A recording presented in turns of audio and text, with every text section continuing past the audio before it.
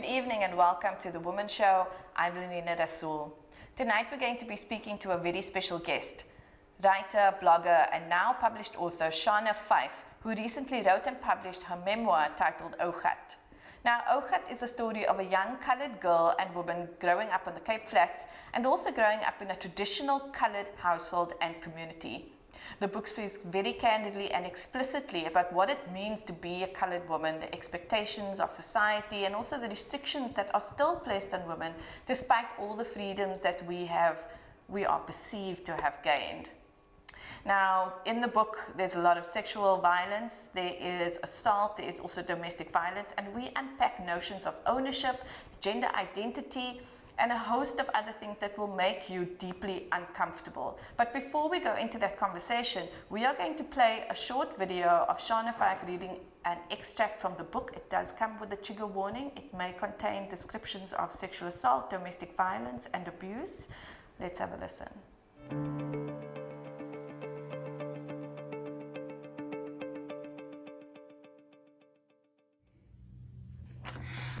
I would like to read an extract from Ougat. And thank everyone for all of the positive energy and the response that I received since announcing my book. I promise this is the last spoiler. You won't hear about any of this again. I might say more things, but no more reading from it. This is the one time only me reading an extract from Ougat, from a winter housewife, and then some. Trigger warning. I feel the need to offer a trigger warning. I will be speaking on abuse, rape, gender-based violence, suicide, and postnatal depression. So if those are one of your triggers, I just thought to mention that this might not be the video for you. Okay, I'm going into it. Chapter 11. While I was pregnant with Syria Rose, I came close to suicide. I toyed with the idea of suffocating Sydney and then poisoning myself. The problem was that it wasn't the 1800s, and poison wasn't exactly readily available.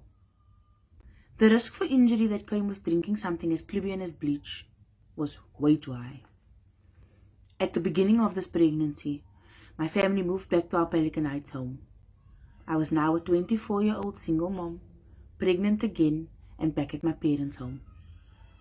I lived in the spare room amidst boxes and extra cupboards and things, on a single bed with my son, awaiting the arrival of my daughter.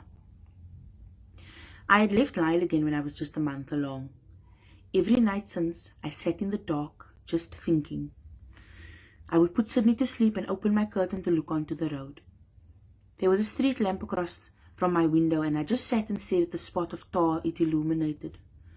Hours of staring, thinking, replaying my life in my head, looking at Sydney, staring at him.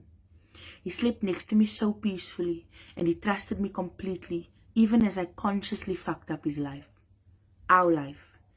In my nightly evaluations of what my life had become, I couldn't understand how I was so smart but kept making the worst decisions. I didn't understand why every avenue for success I engaged in failed miserably. And I couldn't understand how everything I built, every part of myself that I improved, I was willing to give away the second someone was romantically interested in me. Like two people lived inside my consciousness. One who fucked up every opportunity I was given, just to avoid loneliness, and one who watched me sabotage everything, just appalled at the aftermath.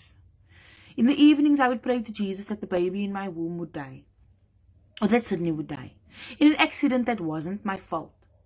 I wanted to absolve my sins. The only way that could happen was if I started on a clean slate and the world pitied me.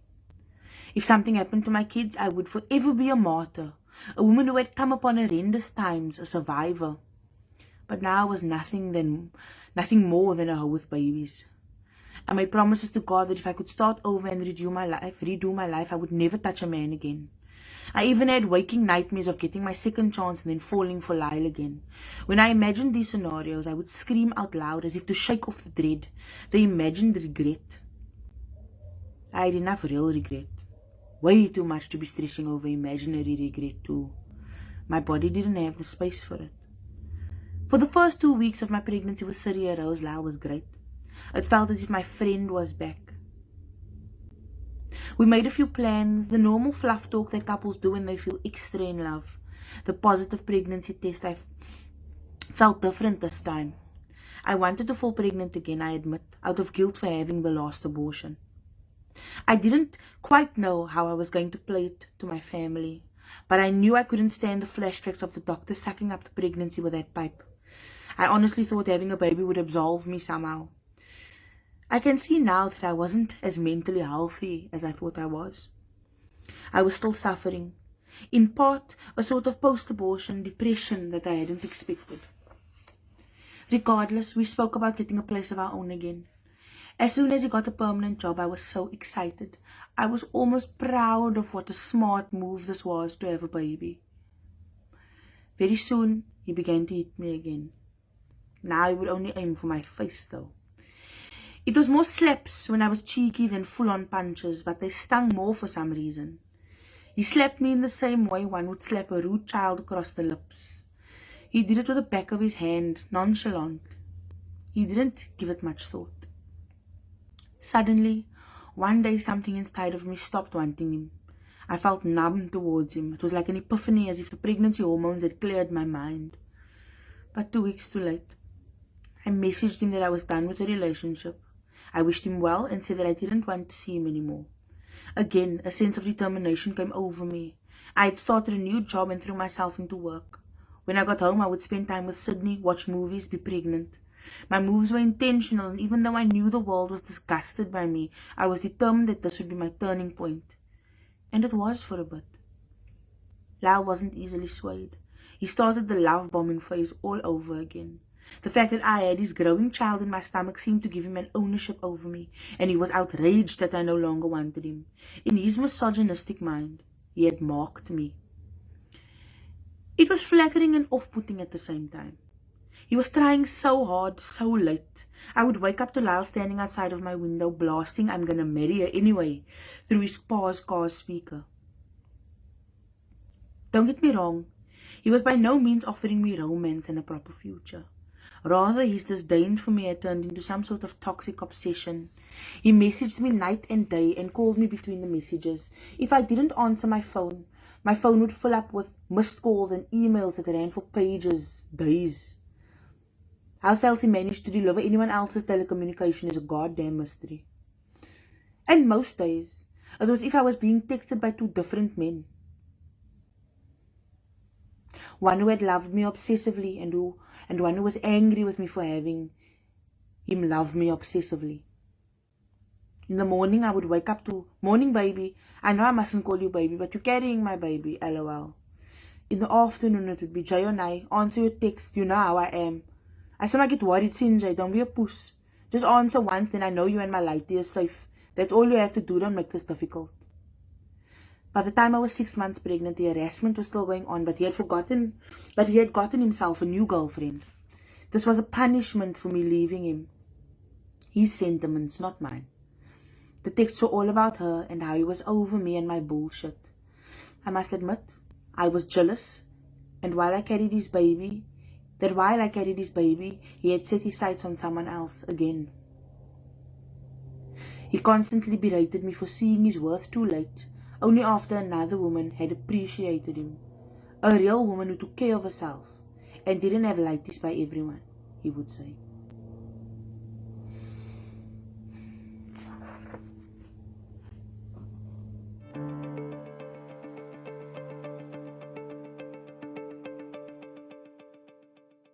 That was author Shana Fife reading an extract from her new book, Ougat. We are going to speak to Shana throughout the show, but before that, we're going to take a short break.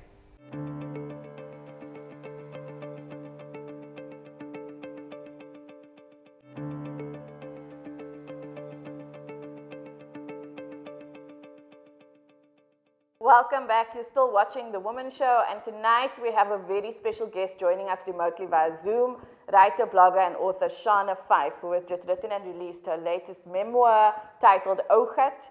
Now, I'm going to offer a disclaimer to the audience. Usually before a show, I give the guest a call to find out that they're fine, comfortable, and okay. But yesterday I was frantically WhatsApping Shana because I was quite nervous about this interview. And the reason for that is because Shana Fife has written a book about a colored girl and woman growing up in a traditionally colored culture, which comes with its own issues. And a lot of those issues resonated with me and also made me deeply uncomfortable. So I can't promise where this interview is going to go, but I am very happy to welcome Shana Fife onto the show. Shana, thank you for joining us and welcome. Thanks for having me, Lenina. So Shana, you wrote this book and it was very candid, very explicit, but I think we're going to start with the title, Ougat. So we all grew up hearing the word Ougat, or more specifically, don't be Ougat. I know I did. Tell us, what does Ougat mean and why did you choose that title? So, Ougat means, it has quite a few meanings. It's an Afrikaans word, right? But where I grew up on the Cape Flats, Ougat was sort of an insult. It was something that our parents said when we exhibited any sort of sexual behavior or forward behavior. They'd say that we were keeping us Ougat. And for the longest time, I didn't really know all the connotations, but to me it meant sexually deviant, or I think nowadays English people would call it fast, kids being fast. Ougat was like girls who knew too much about sex. I very rarely heard it about the boy, but it was certainly young children who were sexually. Thank you, Shana. I definitely resonate with that in terms of Ougat and the sexual connotations. And I know with me, when I was thinking about this word, I was also remembering the ways that I was warned off, which was two things. Keep your legs closed and hold your cook in the hook. I specifically remember my aunties often saying that as I was growing up. Shana, in the opening chapter, you speak about the parallels that girls and women have to navigate between normal human behavior. It's ridiculous, but we say women are human, versus the expectations of society. And so, tell us a bit about some of the ways that you've written in your book that society still dictates how women and girls should be and behave and act. So, I feel that there's a constant confusion in how we should behave. One side is telling us that we need to be these career-driven businesswomen and have everything under control in our education and all of those things and not worry about what men says.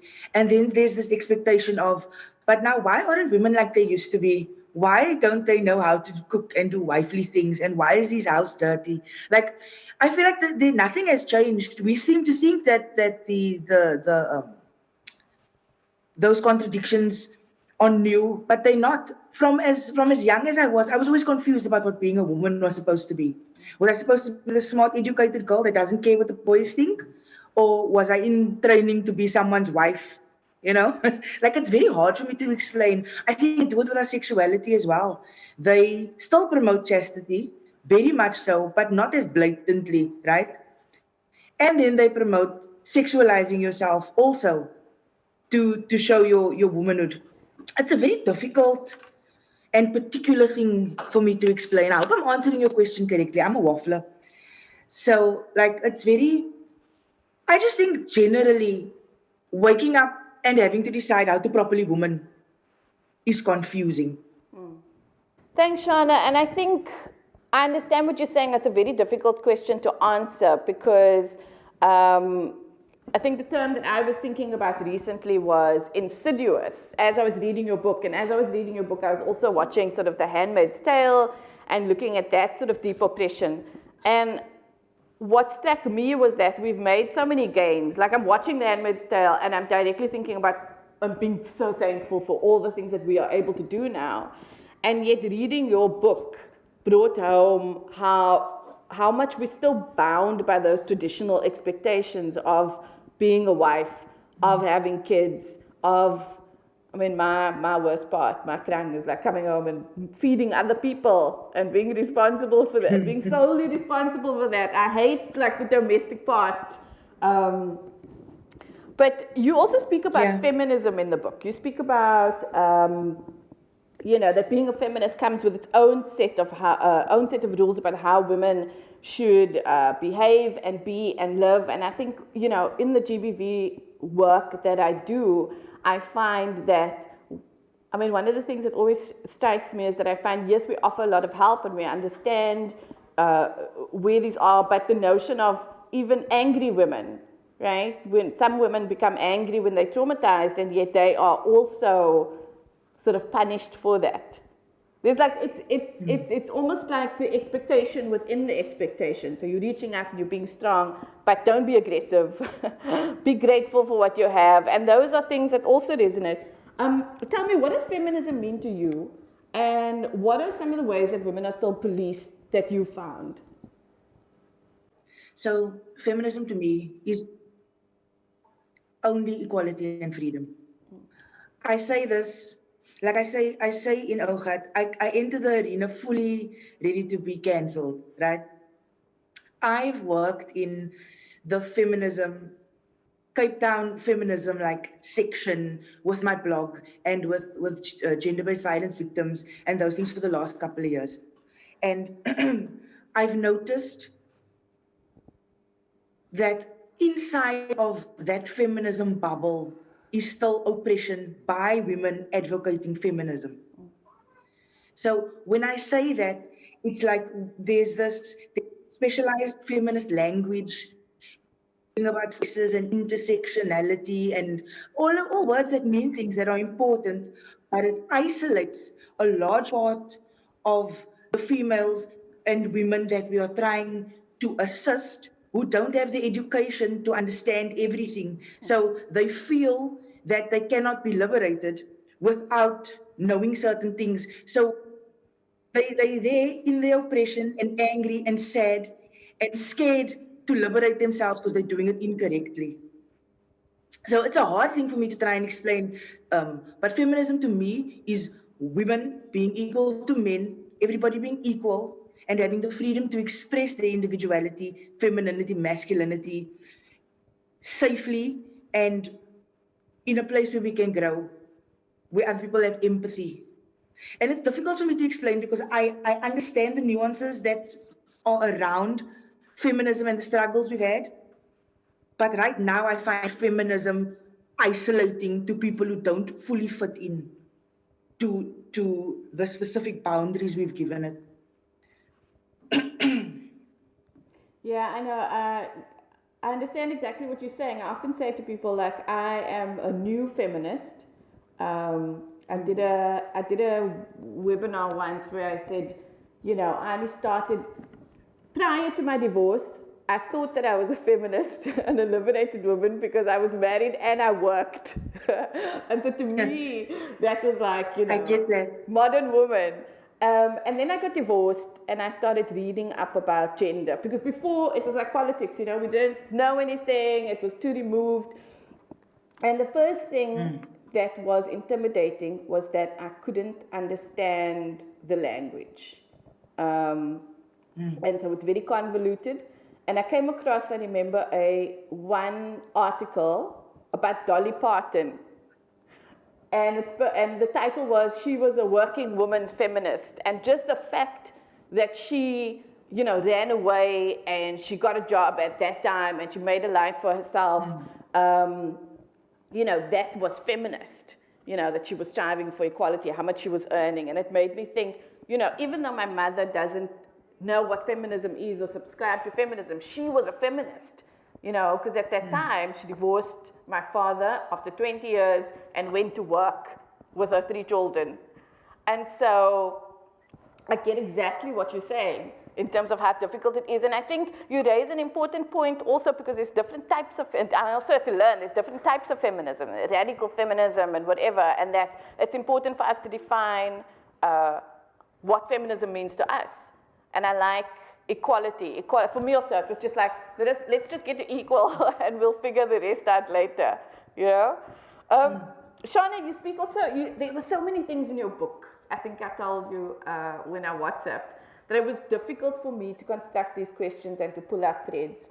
But one of the things that really struck me was the notions of ownership that you speak about between parents and children, and especially girl children, I think. And this level of ownership extends so far into adulthood. Even now, I'm almost 40, and there are still ownership dynamics between myself and parents and other older people. So I'm interested about your process of writing about that, speaking out of the house, so to speak, and whether you engage with your mother about the things that you were going to write before you published it. I did engage with my mother. So over the years, I do speak very heavily of my relationship with my mother in Ougat. But now, over the years, our relationship has obviously changed. Whether it was because we've changed or because I became a grown-up and my mother's generation communicates easier when the children are older. I did, but I had to navigate my own personal feelings about what I was going to write first. So let me give some background. You know, and I can only speak from a colored girl child perspective, right? As a colored girl child, I knew that I was property. Perhaps not as straightforward as that, but I knew that my actions were direct, or perceived as a direct. What's the word? As a direct way of how my parents were raising me. I've lost all my words apparently. But it showed whether I came from a good home, whether my parents were strict enough, or if I was respectable because of what my parents had shown me. So I immediately knew that all of my actions was a reflection of them. Whether it came to being sexually active, that was a reflection of my father, for example. I don't know how it's connected, but it's connected. Whether when I misbehaved, it was a reflection on my mom. And that made me scared to do anything. Not because I thought I was doing something wrong, but of how it would affect my parents and then how in turn they would treat me. So breaking that leash around my neck was the first step in being comfortable with writing the truth. I broke that long before I started my blog, only because it's like I suddenly had this awakening of, this is not real. All of these expectations on me and me feeling like I'm bad, it's not real. There's actually no real consequences. Everything is about how everyone else will perceive me. But in the real world, it doesn't change anything. And once I started to understand the difference between what was really happening and how I was taught as a colored child to perceive the world, it was easier for me to step into my own truth and start. I don't like the word exposing because I never had any malice in exposing it. But openly and honestly describing things. So now I don't feel scared to speak my truth. But I respectfully tell my mother, because I still respect her. I don't fear her anymore because I used to fear her. I still openly tell her, Mommy, these are the things that I'm going to say. I don't, it doesn't matter whether she's okay with it or not. But we certainly are at the place where she respects and understands that I need to be me. I spent a lot of years not being me, and I feel like I've wasted them. So now my truth must be difficult for people. I hope it isn't. I hope that, they take it with a pinch of my good intention, but it can't make me lie anymore. Yeah, no, I understand that, and you're making me think of a phrase, which is like, don't put me in the eyes, don't embarrass me, and that was my whole life. No, exactly. And so we mold and we shape ourselves so that the family can seem respectable. This also comes out in another book. I had an author also, Desiree Ann Martin, and her title of the book was "We Don't Talk About It Ever."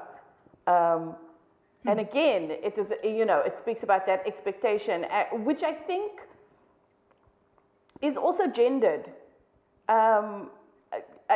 You made me think of an experience once where I got home really late, I think one night, and also really drunk. Actually, it was one morning. And it was a New Year's Eve, I remember, and my mother, when I got in, my mother, she obviously scolded me, and she said, get up, you're going to church. Actually, not even get up, I didn't even sleep. And now when I'm looking back, I was like, what? I don't understand what made me in that state actually get up. My mother didn't hit us. So I don't know what sort of fear made me get up and go to church, but I did that. And later on I said to her, I remember I said to her once, you always forced me to go to church, but you never forced my brothers.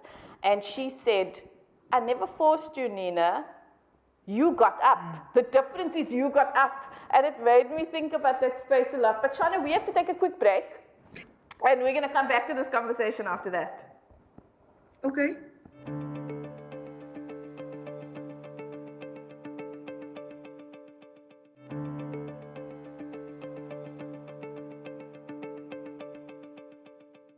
Welcome back. You're still watching The Womxn Show. And tonight we're speaking to writer, blogger, and published author Shana Fife, who has recently released her memoir titled Ougat. Now, Shana, before the break, we were speaking about women and the expectations of society, and specifically the expectations on, in the colored communities on young girls and women. And, in your first blog post, because we spoke about the blog, which was first, I think, Just a Hoe with Babies is when you launched, and that turned into a housewife, which it's now titled. But in the book, you say, when you wrote your first blog post, you had nothing left to lose, no friends, no respect, but you also wrote that this first blog post changed your life. So how did that kickstart everything? Personally, like just for me in my brain, it was my first encounter with the person I am now. That way I felt free enough or didn't care anymore about how I was going to be received about the truth. How it changed my life externally, the response it got. From the first blog that I posted, I noticed that women reacted to it. At that time, you could only like stuff. Like you couldn't like ha or love or whatever. But I got inboxes and comments from people I didn't even know really.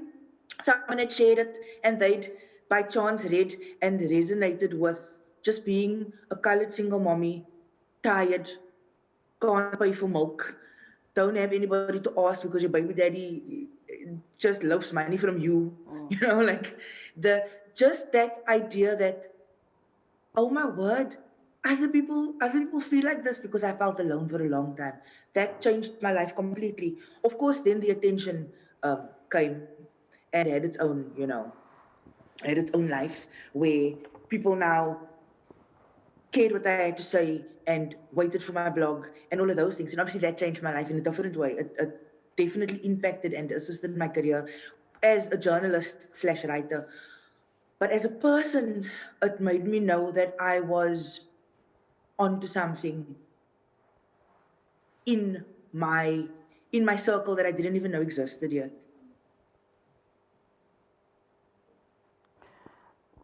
Yeah, and I think I remember in your, as you start the book, you say the blog it started with a question: do other women feel this way? And obviously you wrote the blog, and as a writer myself, as a journalist myself, I also know that one of our strengths is putting other people's feelings into words that they are not able to say, right? They're not able to verbalize that. And I think that was so powerful. And even for me, when I referenced earlier, where I said you made me feel deeply uncomfortable, you write about, you got deep, hey? You say things that made, and I'll be honest, that made me blush. that I feel that I can't even after I've read it, verbalize about the ways, but and that is the strength of it, and that's what makes you, I mean, to me, and I think to a lot of women, a hero for being able to say, this is what our lived experience is like, you know, this is how we are judged, and this is how we feel about that. And just on that topic, you know, bringing it to judging, which is huge. This is the huge thing. So it starts with the parents. We're not putting them in the eyes. But as you go into, especially, I think, becoming a teenager, what's interesting for me is, I explained it to someone the other day where I said, you know, multiple personalities. So it's like you grow up and your circles expand. But it's not one circle that's expanding. There are all of these little circles. And I had a similar experience where I was living sort of two different communities, and there were different sets of rules for those communities. They were both colored communities, but they were different geographic areas. And so there was two different sets of rules. And how, can you speak about how disorientating that was to be able to sort of shape-shift between that? So I had to do that very young. And I think it damaged me permanently. It's hard to describe really, but like, okay, so I went to private school, right? I come from Mitchell's Plain originally. Oh. Then my dad got a new job, and it was like 1994, 1996 times. So everything we wanted to be was closer to the white people. And we moved us out of Mitchell's Plain to Pelican Heights, which was what the most that you know, we could afford. It was a nice area. It was a developing area. I was put into private school immediately from Mitchell's Plain Primary Schools, put into private school. And there I was, completely calm. Not yet proud of it. I'm very proud of my roots now, but that time it wasn't cool to be calm when you were outside of the flats. And I'm there, and I know that my friends at home don't like white people or coloreds who they'd call coconuts or whatever, you know, the term was at the time. And while I'm there, all of my friends have an accent. I can still put on the white accent if I need to, you know. Okay. And then they privileged, they have McDonald's, like all those cool things. They have Tamagotchis. And then my dad fetches me in the evening, and I go back home and I play with the lighties outside, and they are completely different. They don't know of we're going to go out now, or anything that I learned on the other side of the tracks. And then when I speak there, they ask me, why are you speaking so white? And then I go back to school, and they ask me, why do you sound so hum? And back and forth between that, eventually I didn't know what I was doing. My accent was so unrecognizable at one point. I didn't know, what am I supposed to switch it on, switch it off? Do I like puffs? Do I not? Do I like Levi indigo jeans? Is that not cool anymore? Are we doing spikes? Are we not? Like, it can really mentally just give you some sort of identity crisis where I just checked out, and I became a chameleon. Whichever circle I was in, that was who I was. And that sucks, because it seems like you're an insincere person, but you're really just trying to go with it because you know what it's like to stick out like a sore thumb. Yeah. So yeah, that was the I still do it sometimes, and then I catch myself and I'm like, no, you don't have to pretend. You don't have to pretend you don't say, you know, it's all right. You can relax. You can chill out. But it's definitely something I still struggle with. I think, you know, I read a Facebook post once by someone who used the term undeveloped sense of self. And I hadn't heard anyone else use. I mean, it was like a big wow moment for me, because that for me is so. I also, when I read it, I realized that is what was the issue with me when I was young. But I also think that it started from the beginning, right? When our actions and our behaviors is molded to not embarrass our parents, for example. So already you start out from the very beginning with a set way that you are supposed to act and specific people that you are supposed to please. And then you go out into the world and you sort of trying to please a whole different set of groups. And the thing is, and that was the thing, I mean, you say it so, like, no one tells you the rules also. Every time you enter a new group, There's no, nobody no tells rules. you the rules, like what's okay to say, what's not okay to say. You know, what does politically incorrect mean when you have no filter? You sort of like figured it out the hard way when you say the wrong things. Yeah. Yeah. Shana, I also wanted to talk about, so with women, I think with women and girls, I think it's, I guess with everyone, and we can look at intersections between, you know, race and class and gender, but one of the things was also sort of the expectations that are put on women, where you again speak candidly about, so there are different threads. There are the threads where you had your first child, and now you are sort of termed, you know, you committed the great sin, you are fallen woman, you embarrass the parents, and then you have this moment where you're like, I'm going to change my life, I'm going to be good, I'm going to be good, I'm going to stay away from men. I mean, it's always sort of that. We have to redeem ourselves. And so I went through, and part of that is very traumatic, you know. We're just bad.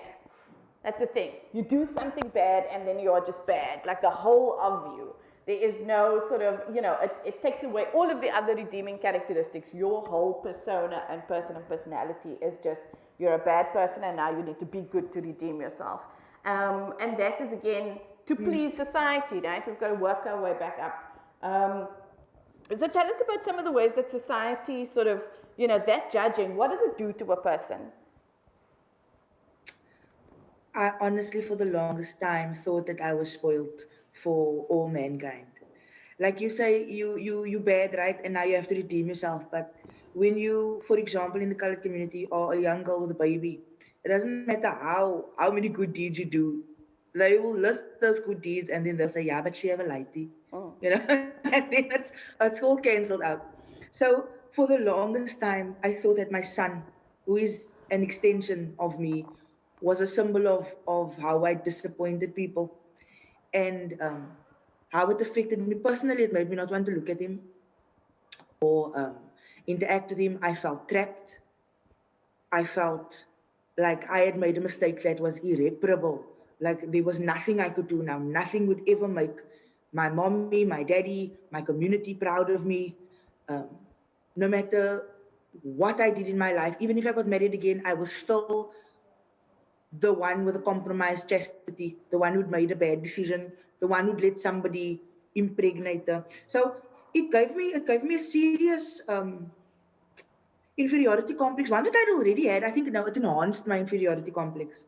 And I just, sometimes I think about how that is what we told many generations of women before me who died thinking they disappointed everybody. You know, like the woman in the 50s who fell pregnant for whatever reason and was told now she can't be married off to the good families. You know, like whatever the thing was, it made me feel less than. That's how those things personally affected me. Of course, it's all nonsense. It's absolute nonsense. Like your chastity is not directed to your self-worth. Chastity is also not a real thing. Like, but those are deeper conversations. Yeah, for longer periods of time. No, exactly, because virginity is just a construct, right? I mean, at the end of the day... Absolutely. Yeah. At the end of the day, it's just what people have told you, that girls are not supposed to have sex. I mean, these are...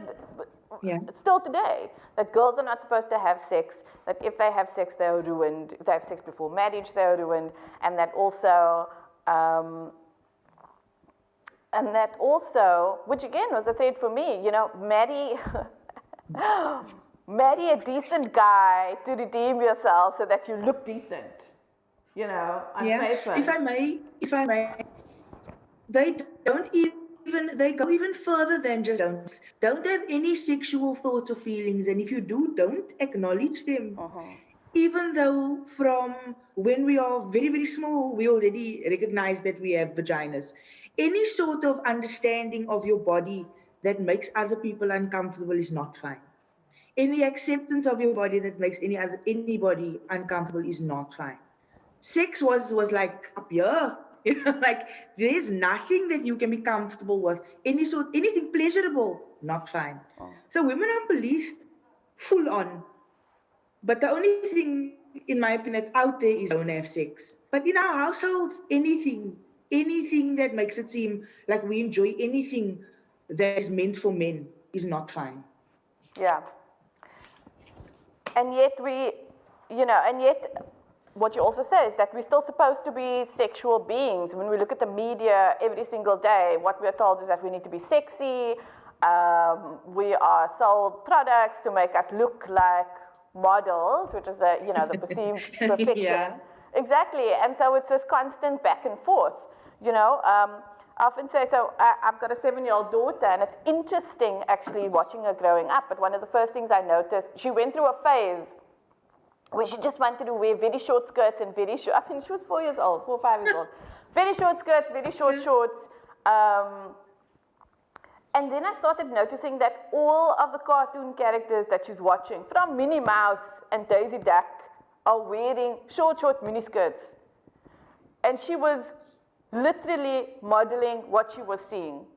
And so, and then all of the Disney stories are all, Ougat, actually, someone said to me, don't read your child Disney because it's Ougat, because all the girls get kissed without their consent, etc.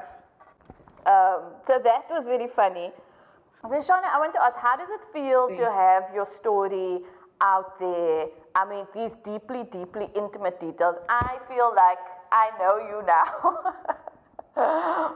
Intimately myself, before even having met you. And I must say, the past week I've probably had like 100 conversations with you in my head prior to this interview. So even though you don't know it, I know you very, very well. But how does it feel to have all of that out there? One side of me is anxious. Just that such a sincere, real part of me that I struggled with is now like in people's homes. Like, you cannot care about how society sees you and still fully care about how people see you. Like that's my whole everything. And I wanted it to be sincere. I wanted it to be uncomfortable, but not on purpose. There's no shock value to it. And that I find is what's shocking, because this is all true and it's all what we all experienced. And because of that, also, I'm very proud of it. Like, I feel like I really did want to do something good, even if it meant sacrificing my own personal space, so that other women, for now's women and the girls growing up who will be women, have a reference book of what the rest of us are thinking. So I feel both very exposed and very, very happy at the same time. Shana, can I ask, so you've got 3 kids and a son, and they're still quite young. Yes. Do you wonder or worry about what they're going to think one day when they read the book? Yes and no. I'm very interested in their thoughts on it. I have had, so my baby's like 2, so we haven't spoken about anything yet. But I have a 7-year-old daughter and a 11-year-old son. So I've had various conversations at their age level about what mommy does from my blog's time already, because people had recognized me when I dropped them at school. Their teachers knew I had this blog and the things I spoke about, or the people at church or wherever, right? So I've had to have the conversation early, and I'm happy for them to read it. Of course, there's a little bit of, oh my word, these are my kids, but I try to have a very open, different relationship with my children. I'm still a parent, but what that means for me is perhaps not the traditional authoritarian idea that I grew up with parenting. But to answer your question, I'm keen to hear what they think when they're older. And I have told my son, he's asked me if he can read it. I said when he feels ready, he's more than welcome to. And he doesn't have to sit through the whole thing. If something gets too much, he can stop, pick it up in a year or 2. He can ask me, I'm right here in the house. He can ask me when things don't make sense. If something's above his age level right now and he reads it, I'm sure he can pick it up later.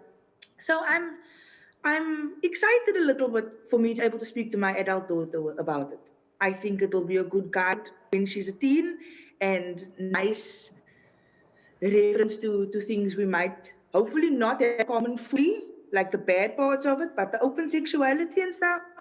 I'm keen to chat with them as grow. Okay, great, Shana. We are going to take another break quickly, but we'll be back with more after this.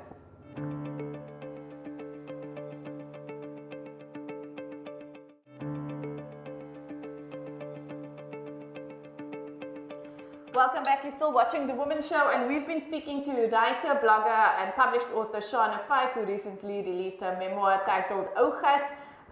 We've come to the end of the show, so we're going into last words now. Shana, I wanted to sort of end off with, you've written this really powerful book, and somewhere in the book, I remember you said, I can't remember now if it's from the book or the blog, but you mentioned, I wanted to understand the question, why don't women leave?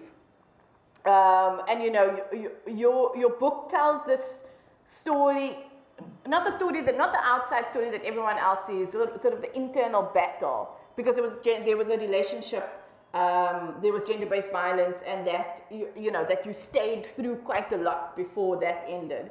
And so I wanted to ask, what is the central message that you want to send to women with this book? And just whether there's anything you can add to answer that question, why don't women leave? The message of the book is that you are not alone. The things going on in your mind, the anger you feel, the sadness, the confusion, you are not crazy, you are not alone. There are loads of us, and it is also not your fault. Yes, we all have the responsibility, people will say, to choose, right, when we are grown-ups and what type of people we will be and the relationships we want and whatever else we are choosing. But I want them to know that the things that they experience, particularly my generation, as children, it's not in your head, you weren't treated well, and you are not alone. To answer the question of why I didn't leave or why women don't leave, that is what the way the book explains it, is that society mustn't ignore the things that they put in our heads. Like they tell us, you're only good enough when you're with a man, you're only good enough attached to a man, or if a man claims you or decides to make you a wife or wifey material, or if you do these things, if you do those things. And then when we are so subservient to the point of not having any backup plan or anywhere to go, they ask, why didn't you leave him? Don't you care about yourself? So I just want people to see the contradictions, and I want women to know that it's not all in their heads. Thank you, Shana. And just one last question is that you also do, through this book, you speak a lot about gender-based violence that you've experienced, and I know that you engage a lot in the GBV sector. You engage with other women who are going through this. We all sort of trying to help, and I know that space can often make us feel hopeless. That no matter how much we're doing, there's hundreds of other women that are still being abused, and it feels like there's nothing that, we're not making a real impact. But I want to ask you, what keeps you going, and what are your hopes for the future, also with 3 kids, and 2 of them girls? What keeps me going? That I know that even indirectly telling my story has helped women. Not necessarily removing them from their situation, or I have no delusions of grandeur that I have made a difference to. But I do know that there are women who have come forward and said, because they identified something I'd said, made them liberate themselves. And so I won't stop, because even if one woman, and she affects one woman, like setting the chain going, setting that process going keeps me going, particularly in what I'm doing. My hope for the future is that nobody needs to write a book like mine anymore. My hope that people are like, whether it's from Ougat or the other books on the market, and there are loads of them that particularly explain gender-based violence and why we need feminism, and just how crappy men and society, not just men, society has treated women. That's something of the past. It's like, yeah, I wanted to be the real, it was hectic that time. Thank God it's not like that anymore. because Yeah. we don't have that here. People like to say, yeah, it's not 1950s, maybe not the year, but I the same. I don't want that to happen anymore. Thanks so much, Shana. Lastly, before we go, can you just tell us where is your book available? It is in exclusive books, Wordsworth, Reader's Warehouse, and most online retailers like Takealot, Loot, Raru, and I'm forgetting a few, but like online. It's online. Okay, great. Thank you so much for joining us, Shana. It's been such a great conversation. We have come to the end. Thanks for having me. It was such a pleasure. We've come to the end of the show, but we want to thank you so much for joining us. I'm Lenina Rassool. Good night.